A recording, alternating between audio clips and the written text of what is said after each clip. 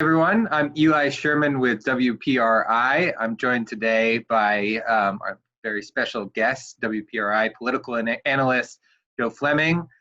Joe's joining me today to talk about a project that we put together looking at how Rhode Island cities and towns have voted for presidential elections, dating all the way back to the last time that the state voted for a Republican, which was 1984. When the state went for Ronald Reagan. So, Joe, thanks for joining me. Can you talk briefly just about what was going on in 1994 and why it is that Rhode Island, traditionally a very blue state, voted for a Republican? Well, back in 1984, we had a Republican landslide in the whole country. If I remember correctly, Walter Mondale carried one state, his home state, Minnesota.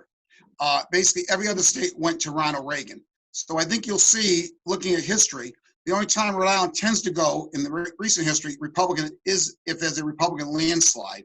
Any other time, they tend to be blue, and in recent years, they've been getting darker blue as time goes on.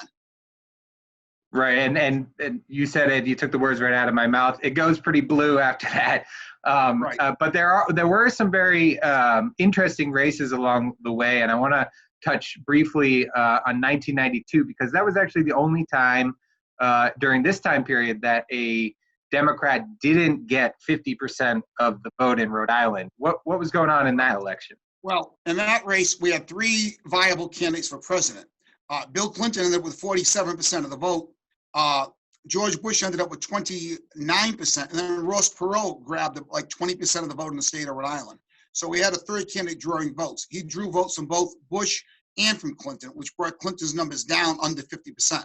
And that's the last time a Democrat got less than 50% of the vote for president in the state of Rhode Island. So we're going back like 20-some years, 30 years, before we see a Democrat getting less than 50%. Since then, most of the time, the Democrats get in the 60% range running for president.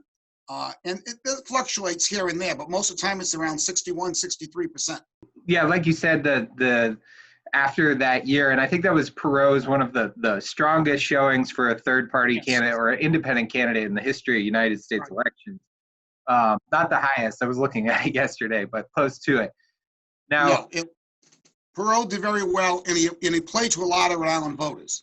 So you got to remember, back in the early 90s, we had the banking crisis in the state, so a lot of voters were looking for change at that time, and that helped Ross Perot. Moving forward from that election, like you said, it swung pretty strong to the left. I think that in Clinton's second election, he did quite well. Only all but one state or one city, one town went for him that year, and then Obama, of course, did well in 2008 and then in 2012. But let's fast forward to 2016, the most recent election. We did see something different happen in Rhode Island that we haven't seen in decades. What was that? Right. Hillary Clinton still carried the state of Rhode Island with a majority of the vote, but she only received 54% of the vote, and Donald Trump received 39%. A lot of people were saying that Donald Trump did a lot better in Rhode Island than traditional Republicans. Really, he only did 4% better than the two previous elections before that. And in 2004, the Republican received 39%. So he picked up a couple points from the last two presidential elections. It was Hillary Clinton that went down.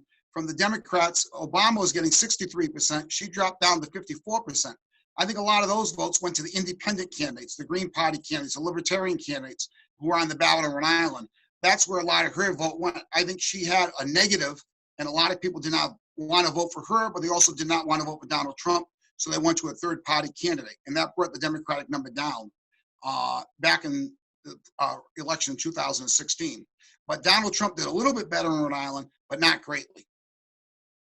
And when you look at the maps, you'll see he didn't pick up a lot of city and towns. Picked up more than in the past, but they're all small ones.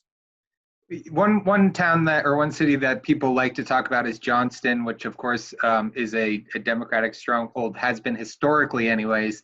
And in 2016, it ended up going for Trump over Hillary Clinton. And I understand what you're saying about Hillary doing worse rather than Trump actually doing much better than previous Republican candidates. But what are you looking for now? We'll give a little flavor for the election coming up here.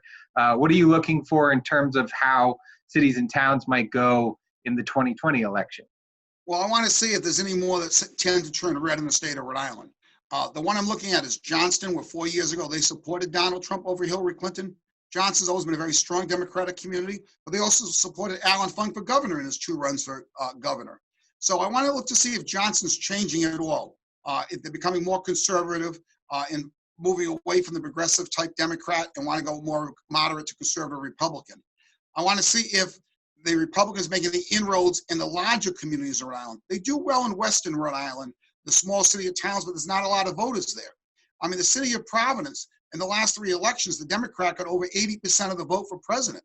So that's an awful lot to make up when you have 60 or 70,000 people voting in Providence. You know, it's kind of hard to make that number up elsewhere in the state, especially when you're only one in the small community. So I want to see if places like Cranston, Warwick, West Warwick, if the Republicans make any gains there. Maybe not win, but make the race a little bit tighter. Joe Fleming, thank you very much for joining me today. If people want to see much more with these maps, they can visit WPRI or look at the article underneath this video. There are all sorts of opportunities that you can go in and click around and look at how different cities and towns voted over the last 3 decades. For WPRI, I'm Eli Sherman. Thank you very much.